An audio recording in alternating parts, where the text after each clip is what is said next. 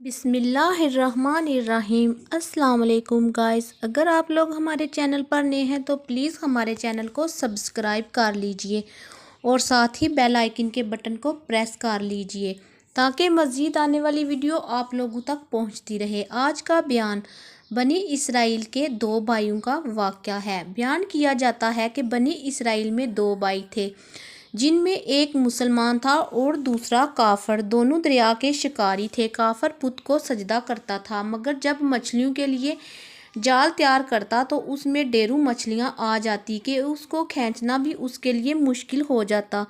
مگر مسلمان کے جال میں صرف ایک ہی مچھلی آتی تھی اور اس پر صبر کے ساتھ خدا کا شکر ادا کرتا تھا۔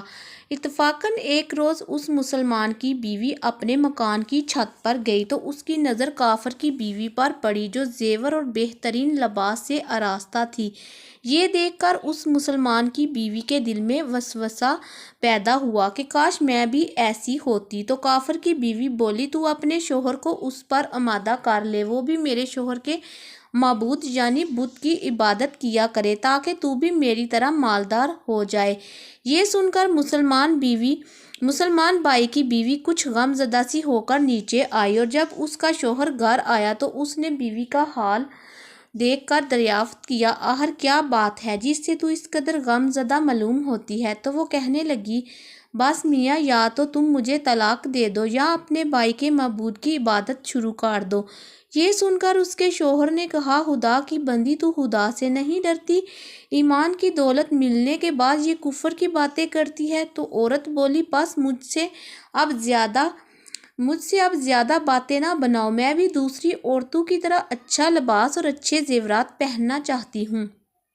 جب اس مرد مومن نے دیکھا کہ یہ عورت ضد پر اتر آئی ہے تو اس کا اصرار حد سے بڑھ چکا ہے تو اس نے عورت کو تسلی دی، کہا، اچھا، گھبرانے کی ضرورت نہیں ہے، میں کل سے کاریگروں اور مزدوروں میں جا کر محنت کر کے تجھے روزانہ 2 درہم دیتا رہوں گا، تو اس سے اپنی حالت درست کر لینا۔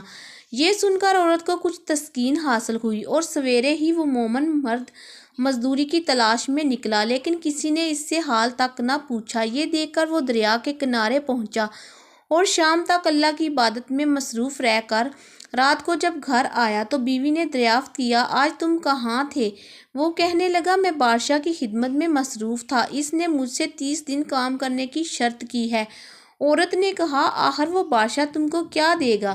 تو اس نے جواب دیا کہ میرا بادشاہ بڑا کریم ہے اور اس کے خزانے مال و دولت سے بھرے ہوئے ہیں، وہ مجھے بہت کچھ دے گا جو میں چاہوں گا۔ چنانچہ اس طرح برابر وہ اپنے معبود برحق کی عبادت میں مصروف رہا اور 30ویں رات ہوئی تو بیوی نے کہا، سنو میاں، اگر کل تم نے مجھے مزدوری لا کر نہ دی تو تم مجھے لازمی طلاق دے دینا۔ یہ سن کر اس کو اس قدر پریشانی لاحق ہوئی اور 30ویں صبح کو اس نے ایک یہودی سے کہا، کیا تم مجھے مزدوری پر لگا لو گے؟ یہ سن کر یہودی کہنے لگا کہ ہاں، تم کو مزدوری تو مل جائے گی، لیکن شرط یہ ہے کہ میرے پاس تمہارے کھانے پینے کا کوئی انتظام نہ ہوگا۔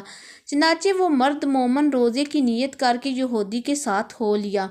اللہ تعالیٰ کے حکم سے ایک فرشتہ 29 اشرفیاں ایک نورانی طباق میں لے کر اس کی بیوی کے پاس پہنچا اور کہنے لگا، میں بادشاہ کا قاصد ہوں، اس نے یہ اشرفیاں لے کر مجھ کو تیرے پاس بھیجا ہے اور فرمایا ہے کہ تیرا شوہر ہمارے پاس کام میں تھا، ہم نے اس کو نہ چھوڑا یہاں تک کہ اس نے ہم کو چھوڑ دیا اور یہودی کے پاس چلا گیا۔ اگر وہ ہمارا کام کرتا تو ہم اس کو اور زیادہ اجرت دیتے، بس یہ ایک اشرفی کی کمی اس وجہ سے ہے۔ چنانچہ وہ عورت ان اشرفیوں میں سے ایک اشرفی لے کر بازار گئی۔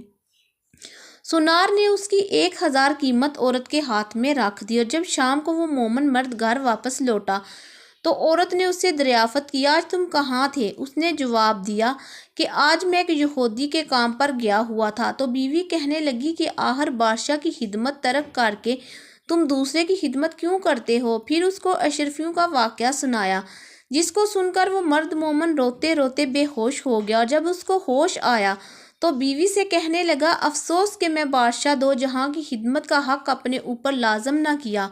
اس کے بعد اس شخص نے عورت کو چھوڑ دیا اور پہاڑوں پر چلا گیا، جہاں خدا کی عبادت میں مصروف رہ کر اس کا انتقال ہو گیا۔ اللہ تعالیٰ اس پر اپنا رحم فرمائے، آمین۔